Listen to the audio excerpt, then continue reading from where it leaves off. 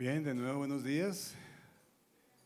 Nos encontramos este año estudiando esa primera carta que el apóstol Pablo, por mandato del Señor, envió a la iglesia que se congregaba en Corinto, ¿no?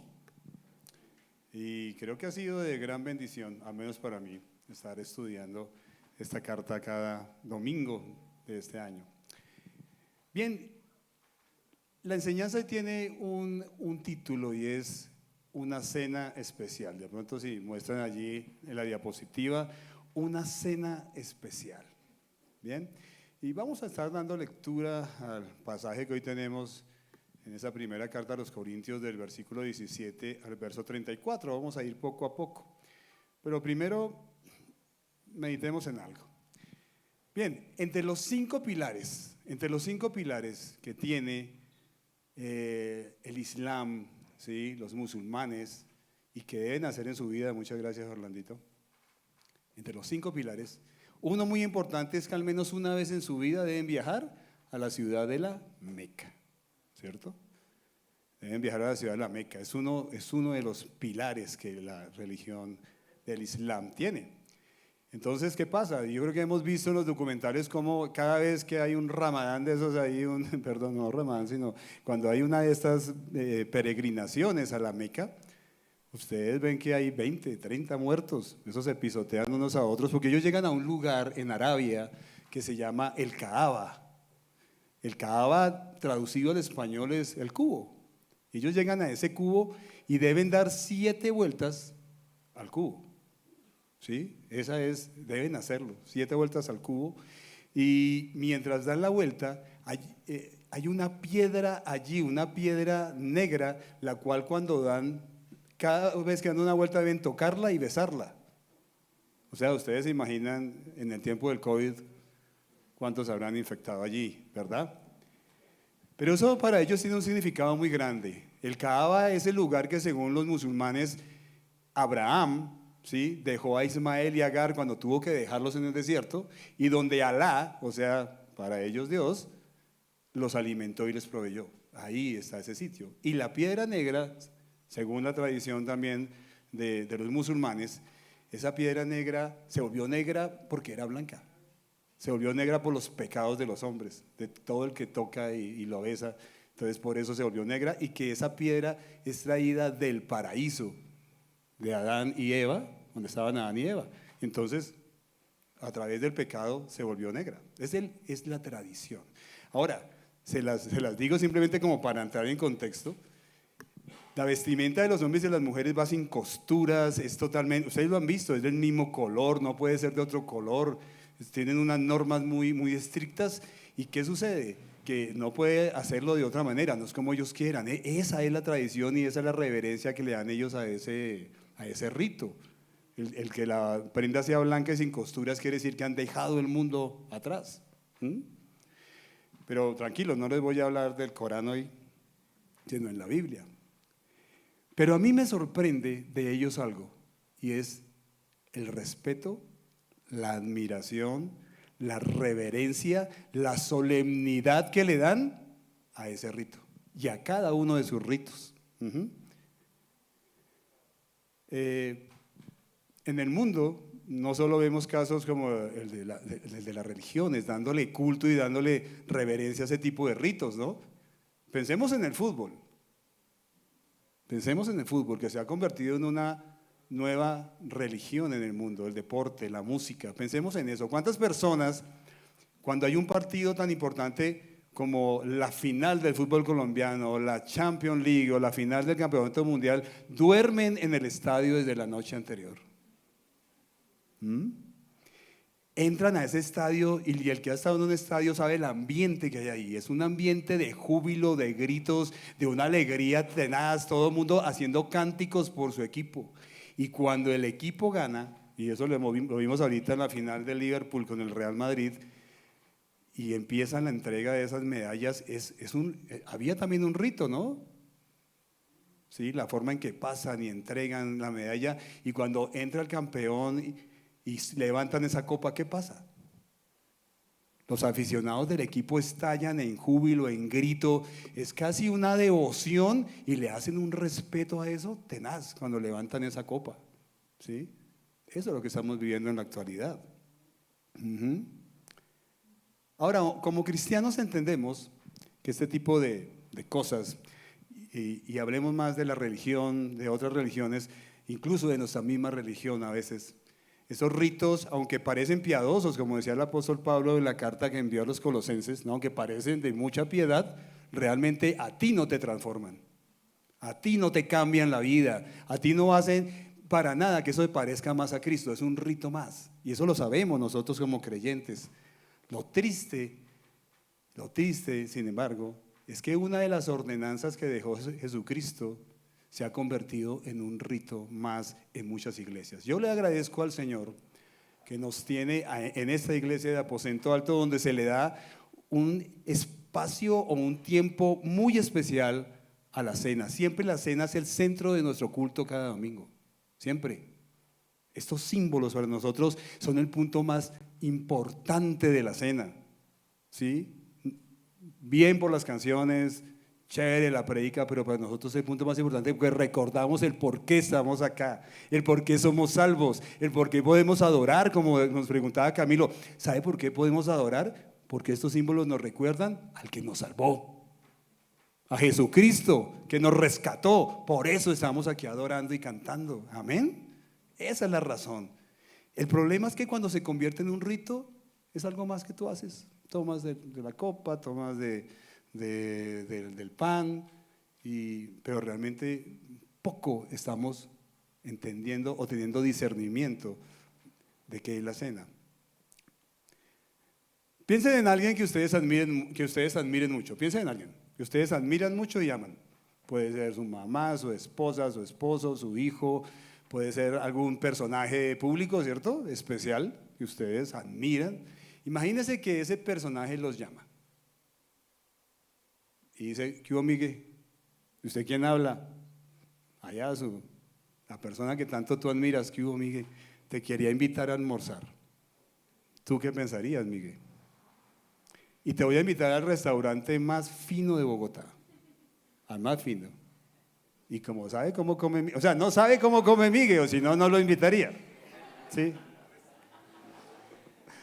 Y Miguel dice: de una, ya está a la hora que me diga. Pues imagínese,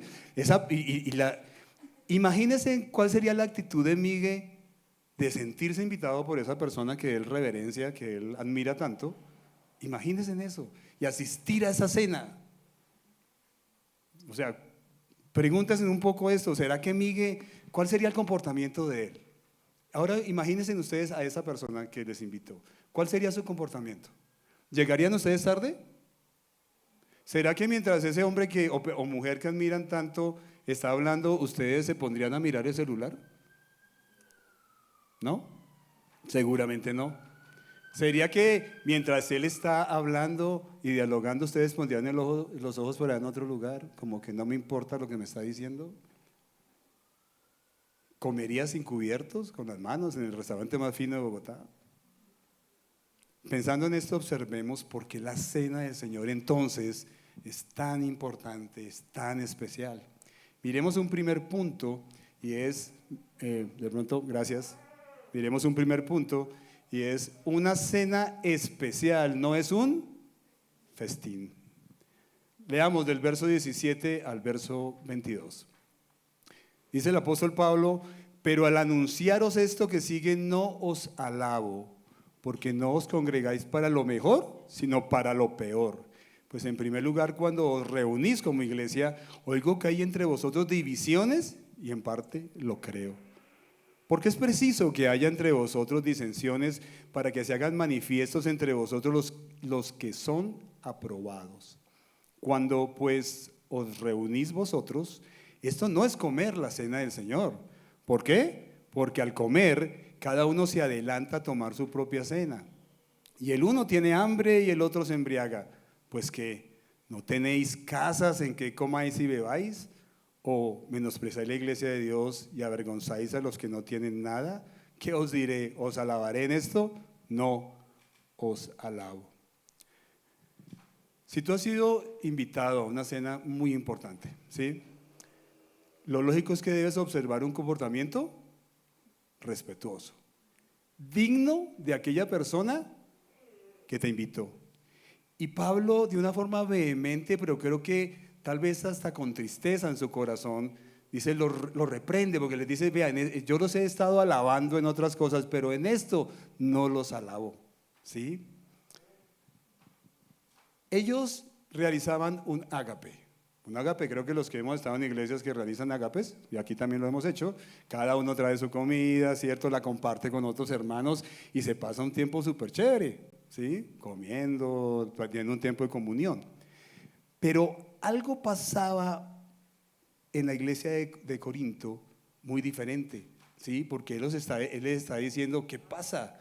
Porque cuando comen cada uno se adelanta a comer su propia cena, uno tiene hambre, otro se embriaga. ¿Qué pasaba? Venían los ricos, traían su comida, su vino, ¿cierto? Y comían desaforadamente. Había gula, había borrachera. Eso es lo que está diciendo ahí, ¿sí? Esto era realmente no un ágape, era un festín. ¿Alguna vez alguno ha ido a un festín? ¿Sí? A una boda con banquete, mucha comida, alcohol, baile. Eso era lo que estaba pasando. Pero al mismo tiempo que hacían este ágape, ahí de ladito celebraban la cena del Señor, ¿verdad? Por eso es que por eso es que Pablo les dice en el versículo 20, cuando ustedes se reúnen, eso no es comer la cena del Señor, eso es una recocha. Si lo pudiera decir en el bogotano actual diría así, eso es una recocha lo que ustedes están haciendo allí. Fuera que habían marcadas divisiones en la iglesia, de lo cual ya hablamos. O sea, piensen ya en una iglesia que está dividida, ¿sí? Donde cada uno coge por su lado, unos son de Pablo, otros son de Pedro, otros dicen, dándose las de espiritual, que son de Cristo. Llegaban allí fuera, eso hacían un festín que era grotesco, que era vergonzoso. La gente de afuera los miraba, miren los cristianos allá borrachos y comiendo como si se les fuera a acabar la comida. Y dicen que están celebrando la cena del Señor. Recordemos que la cena del Señor junto con el bautismo son las únicas dos ordenanzas que Jesucristo dejó. Por allá cuando estaban en la iglesia católica les hablaba de los 7 ¿qué? Sacramentos, ¿no?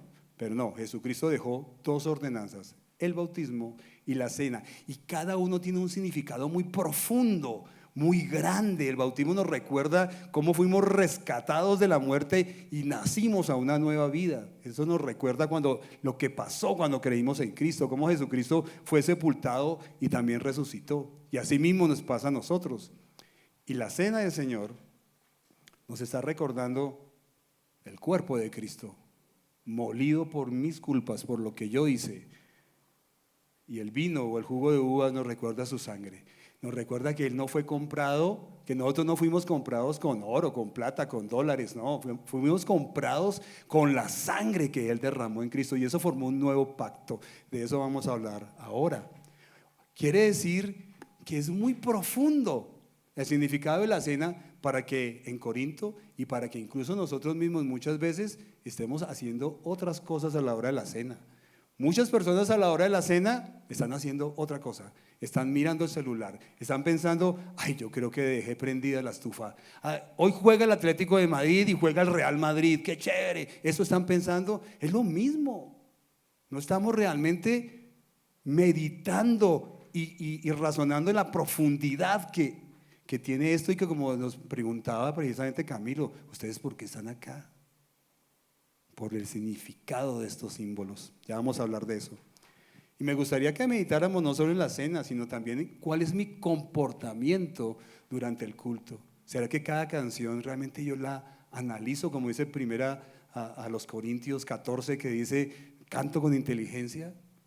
Cada cosa la analizo y digo, Señor, sublime gracia del Señor que a mí, pecador, me salvó. A mí, es que soy yo.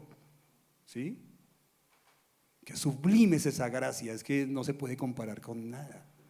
¿Será que en cada canción yo pienso eso? ¿Será que mi devocional lo hago para salir del paso y salir rápido a trabajar? ¿O realmente mi devocional es entregado, profundo para el Señor? O sea, en pocas preguntas me pregunto yo, Carlos Rodríguez, ¿es mi conducta reverente con respecto al Señor al cual yo manifiesto adorar, amar y respetar. Entonces, primer punto, una cena, esta cena es muy especial, pero no es un festín. Amén. Miremos un segundo punto. Una cena especial se disfruta. Vamos a leer del verso 23 al 26. Una cena especial se disfruta. Dice, porque yo recibí del Señor lo que también os he enseñado.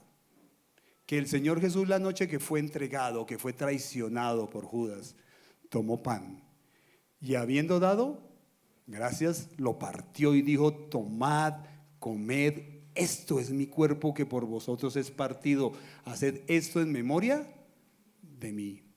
Versículo 25, asimismo tomó también la copa, después de haber cenado, diciendo, esta copa es el nuevo pacto en mi sangre, haced esto todas las veces que la bebiereis en memoria de mí. Así pues, todas las veces que comieres este pan y bebieres de esta copa, la muerte del Señor anunciáis hasta que Él venga. Una cena especial se disfruta. Cuando soy invitado a una cena muy especial, en un excelente restaurante, ¿verdad? Donde la comida que preparan sé que es excelente también. Y en esa carta yo empiezo a mirar porque el invitado le dice a Miguel, Miguel lo que quiera. Si quiere el plato más caro, hágale, ¿cierto? Miguel lo que quiera. Si invitara a mi esposa es una mujer muy tradicional y le pueden ofrecer los platos franceses, portugueses más finos, pero ella va a pedir frijoles. Frijoles con chicharrón. ¿Pero por qué? Porque ella conoce sus ingredientes y los disfruta. Ella va a disfrutar de esa comida porque conoce los ingredientes. Sabe que los frijoles son deliciosos, que el chicharrón está bien rico, ¿no? Al contrario, y aquí les hago una pregunta, a mí me gusta, pero ¿a cuántos les gusta el cocido boyacense? Poquiticos. ¿A cuántos no les gusta el cocido boyacense? Hacen la mano, sin pena. Uy, ¿qué les pasa? No, mentiras. Pero vamos a pensar que lo invitaron a esa cena especial y no hay sino cocido boyacense. Seguramente usted no va a disfrutar de esa cena, ¿verdad? Y peor es cuando le dan algún plato raro y cuando lo empieza a comer, uy, no era lo que usted creía que era, ¿verdad? Porque no conoce los ingredientes. Bien, ¿por qué esta ilustración? Para ayudarles un poquito a entender lo que el apóstol Pablo está allí diciendo. No sabemos si el apóstol Pablo lo recibió directo del Señor o si lo recibió por parte de los apóstoles, pero el caso es que él narra de la misma manera que está narrado en el Evangelio de Lucas, así narra lo que dice acá, ¿cierto? Narra igualito, ¿sí? Dice, yo recibí del Señor, ¿sí? Lo mismo, que el Señor Jesús la noche que fue entregado, tomó pan. Y lo partió y dio gracias. Después tomó la copa y dijo, este es el nuevo pacto en mi sangre. Igual. Y el apóstol Pablo les está allí recordando a los corintios y a nosotros también la, entre comillas, receta de esta incomparable cena que no se puede comparar con ninguna cena en el mundo. No existe. Y porque su significado es digno de suprema reverencia. Y lo estábamos cantando. Nosotros cantamos que Él es digno, fue la primera canción que cantamos, ¿no? Digno es el Señor, digno de suprema alabanza. ¿Y por qué es digno? Por lo que Él hizo por nosotros, por lo que Él es y por lo que será para nosotros siempre. La razón, los símbolos que cada domingo durante la cena tomamos nos recuerdan la crucifixión, donde Cristo cambió la eternidad del hombre. ¿Sí lo entienden? Mire, hermanos, nosotros allí en el Edén, cuando Adán y Eva pecaron, perdimos la intimidad con Dios, se rompió. Y lo precioso cuando recordamos la cena del Señor cada domingo es recordar que esa intimidad fue restaurada. Otra vez tú puedes hablar con Dios, entrar en su aposento y hablar con Él por el Espíritu Santo que mora en los que hemos creído en Él. Amén. Eso suelta un aleluya donde sea. Amén. Sí, lo suelta. Es que es imposible. Si es así, no lo has entendido, hermano. Eso es muy profundo, es muy bello. Lo cantábamos, sublime gracia del Señor que me rescató, sublime, grande. Y es así, una fe genuina puesta en la muerte que sustituyó, que nos sustituyó. Éramos nosotros los que teníamos que estar en la cruz, pero Jesucristo nos sustituyó y nos dio vida eterna con Él. Vida eterna que ya tenemos viviendo aquí por el Espíritu Santo, amén. Por eso es tan grande. El pan partido nos recuerda el sufrimiento, el castigo, la lapidación, los clavos que Él sufrió por mí, que no lo merezco, para nada. Él tuvo que soportar toda la ira de Dios que se descargó sobre Él por causa de mis transgresiones. Y el vino o el jugo de uvas nos recuerda la sangre que brotó de sus venas, ¿verdad? Que derramó por nosotros. La palabra de Dios en 1 Pedro que Él no nos compró con oro, ni nos compró con plata, sino con su preciosa sangre. Eso tiene mucho valor. ¿Cuántos de ustedes están dispuestos a dar su vida por un enemigo? Creo que ninguno. Pero Él lo hizo por nosotros y estableció un nuevo pacto. Ya no el pacto antiguo donde tenías que cada rato estar degollando un pobre cordero o un carnero por tus pecados. Él hizo un solo sacrificio y para siempre lo selló, y los que creemos en Él somos salvos por ese sacrificio. Ese es el nuevo pacto, y Él lo había profetizado en el Antiguo Testamento, allá en Jeremías, allá en Joel. Recuerden que Él dijo: pondré mi espíritu en su carne, les voy a convertir ese corazón de hierro, de piedra, en un corazón de carne que me adore, y me llamarán Padre y yo les llamaré mi pueblo. Amén. Es decir, la cena del Señor nos recuerda esa intimidad restaurada. Eso es muy lindo. Como dice allí en Hebreos, ¿no? Podemos entrar confiadamente al trono de la gracia para hallar gracia y misericordia. Por eso la cena del Señor demanda solemnidad, demanda la honra que merece el Señor que murió por ti, que te invita cada domingo a tomar de esta cena. Los ingredientes tienen un significado muy profundo y muy importante para simplemente hacerlo como un rito más. La palabra Eucaristía que escuchábamos allá en la Iglesia Católica no es una herejía para nada, es una palabra griega que significa dar gracias. Eucaristía, dar gracias. Es dar gracias. Y es que el Señor Él mismo dio gracias. ¿Por qué daría gracias?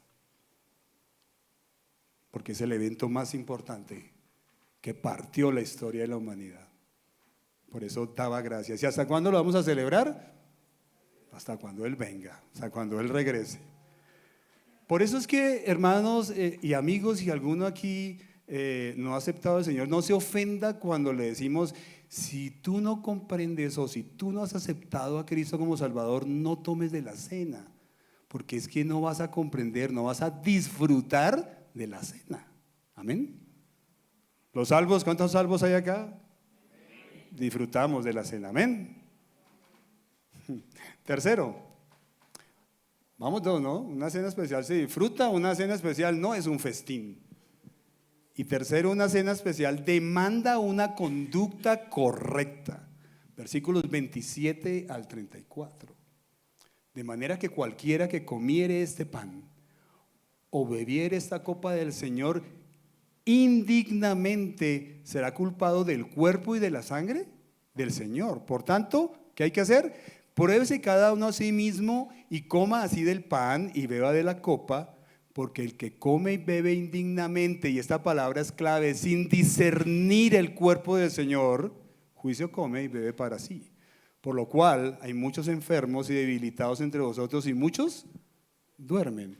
Si pues nos examinásemos a nosotros mismos, no seríamos juzgados. Mas siendo juzgados, somos castigados por el Señor para que no seamos condenados con el mundo. Aquí hay un tema de disciplina. Así que, hermanos míos, cuando os reunís a comer, espérense los unos a los otros. Y si alguno tuviere hambre, coma en su casa, para que no se reúnan para juicio. Las demás cosas las pondré en orden cuando yo fuere. Estos últimos 2 versículos está hablando más de esa cena ágape. pero también tiene su inclusión en la cena del Señor. Pero estamos hablando más de la cena ágape que estaba celebrando en la iglesia de Corinto, donde la gente de una forma egoísta comía sin importar si el pobre no estaba comiendo. Pero no voy a ahondar en esos versículos, voy a ahondar en los otros. Como dije al principio, y vuelvo con la misma ilustración, si usted es invitado a una cena especial, yo creo que usted debe observar una conducta respetuosa, ¿verdad? No me imagino que usted lo inviten a una cena muy especial y se porte de la peor manera. Usted va a guardar la etiqueta, hasta antes de ir usted va a estudiar para qué sirve el cuchillito chiquito, el tenedor pequeñito, para qué es la servilleta donde le pone. ¿Por qué? Porque usted quiere quedar bien con esa persona que usted ama y respeta y que lo invitó. Y acuérdese que la persona que nos está invitando acá no es nadie más que el Hijo de Dios, Jesucristo. El mal comportamiento de los corintios durante la cena del Señor había traído consecuencias. ¿Qué consecuencias era? La disciplina del Señor. Habían sido disciplinados. Y dice aquí en el verso 30, que habían en la iglesia de Corinto muchos enfermos y debilitados entre ellos, y muchos habían muerto. Oye, esto es delicado, ¿verdad? Esto es delicado. Esto no es así, tan fácil. Ahorita que estaba Camilo llevándonos a meditar, y si hay algún pecado que nos estorbe, hermanos, si yo estoy haciendo ritualmente las cosas en mi vida cristiana, ahí hay un pecado que de pronto ni he confesado. ¿Cuántas veces hemos tomado la cena del Señor ahí como por tomarla? ¿Cuántas cosas como venir al culto, como hacer el devocional, hasta esa oración antes de comer la hacemos como un rito más, como un rezo? Y hasta rezamos lo mismo, que ya está, aburre. Gracias, Señor, por tu provisión y por las manos que le hicieron. La misma cosa. ¿Sí? Ya no hay conexión. Ahí no hay conexión con Dios, ahí no hay un respeto. Simplemente hacemos las cosas por hacerlas, porque toca. Y nos quejábamos de que eso es lo que hacíamos en otra religión. Ahora, no podemos volver a lo mismo. Hay que pensar en el Dios que tenemos tan grande y la reverencia que Él se merece, el creador del cielo y de la tierra, el que te rescató de la muerte, el que te liberó. Y había habido disciplina. Y tal vez yo pienso que algunos habían muerto porque a veces el Señor considera que es mejor llevarnos antes que sigamos dando mal testimonio. ¿Sí? Cuando una persona está pecando y pecando, una vez dice, uy, se murió, ¿qué pasó? Tal vez ellos dicen, no, yo me llevo a mi hermano cristianito porque me está hablando mal de mi nombre. ¿Sí? Y a veces el Señor, no siempre digo que tú estás enfermo porque por algo, por un pecado, no, simplemente nos enfermamos porque somos humanos y algún día de algo nos tenemos que morir, entonces nos enfermamos.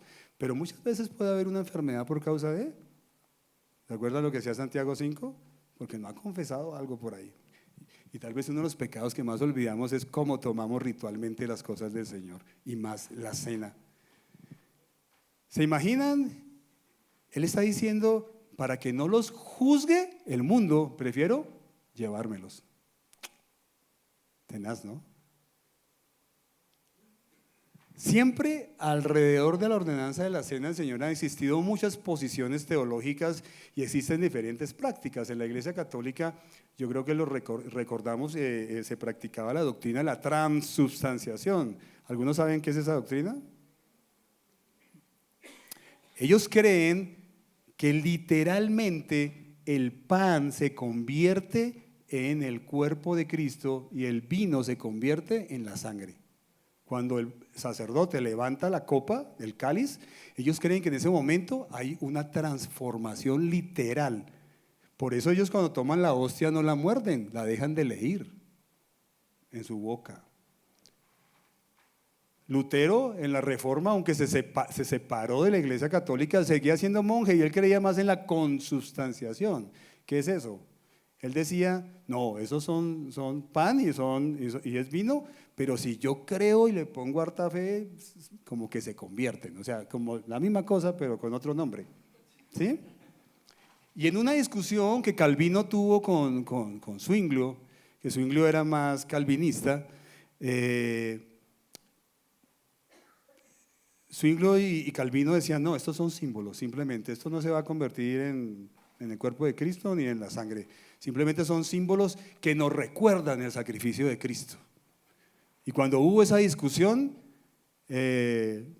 Zwinglio le dijo de una forma muy sabia a Lutero, el Señor también dijo, yo soy la puerta, yo soy la vid, pero Él ni es puerta ni es vid, ¿verdad? Literalmente, Él es Cristo.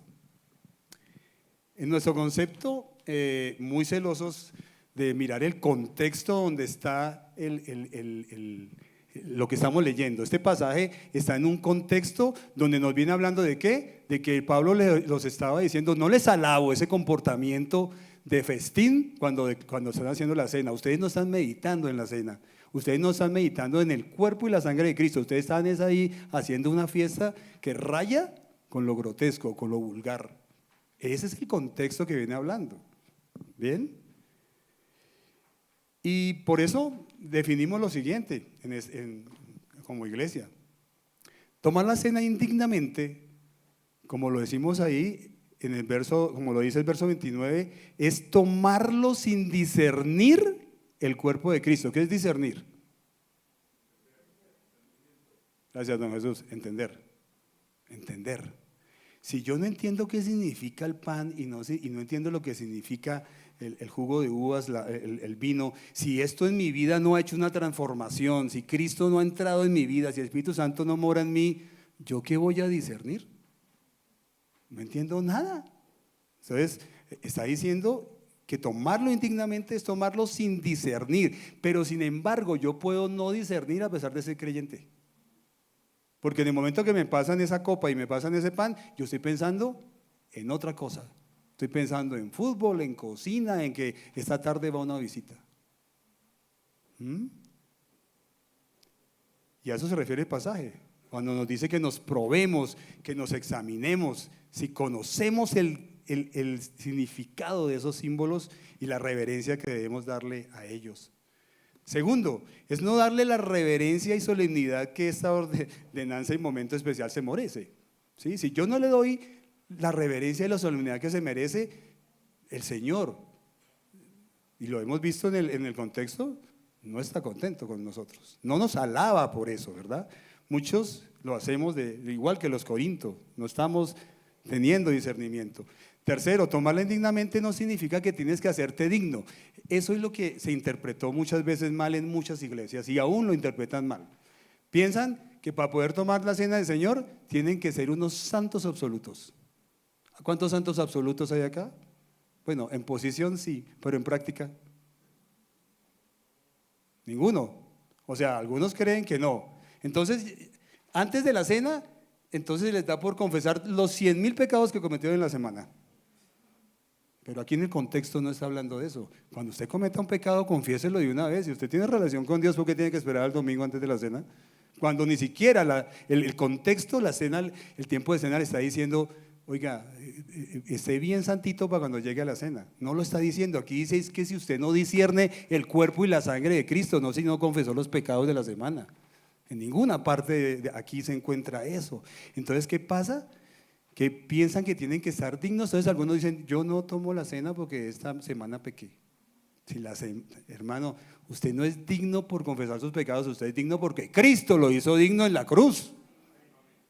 Por eso es que usted es digno. Usted no es digno por usted por usted y por mí estaríamos en el infierno ahorita. Es por Cristo que murió por mí, que nos dio la salvación por la fe que pusimos en Él, por gracia, como lo cantamos, por gracia. Eso no es mérito nuestro. La cena es para que pecadores redimidos agradezcamos lo que Cristo hizo por nosotros. Amén. Eso es realmente. ¿Cuántas prácticas de verdad hacemos y realizamos donde no honramos el nombre de Cristo? Pregúntate un poco. Me pregunto yo también. Qué triste podernos de pronto más bien parecer a Israel. El Señor decía, ¿sabe qué, Israel? Ustedes de labios, de lengua, me honran, pero su corazón está a kilómetros de mí. ¿Para qué hacer ritos si no estoy entendiendo, teniendo discernimiento y dándole la reverencia que mi Señor Jesucristo se merece. ¿Para qué? ¿Para qué lo hago? Dios no ama la religiosidad, son ritos sin valor. Dios ama un corazón arrepentido, humillado, contrito, que dice: Señor, no soy nada, pero tú me hiciste tu hijo por tu gracia y por lo que hiciste en esa cruz. Y aquí, cuando tomo la cena, te lo agradezco. Oremos. Señor, te doy gracias por tu palabra. Gracias por este tiempo de la cena que es tan importante, Señor, para nosotros como hijos tuyos. Agradecemos lo que hiciste por nosotros en la cruz. Gracias, Señor, que te bajaste de ese trono, viniste al mundo, viviste entre nosotros, moriste allí en la cruz por mí, por mis pecados. Lo creo. Creo que resucitaste, Señor, y que me das vida eterna contigo. Y lo recordaré hasta que venga, Señor, hasta que tú vengas. Seguiré tomando esta cena reverentemente, a esta cena que tú me has invitado, tú que eres la persona que más amo en este mundo, en este universo, y quiero darte la reverencia que te mereces, porque no hay nadie como tú. Te amamos, Señor Jesús. Amén y amén.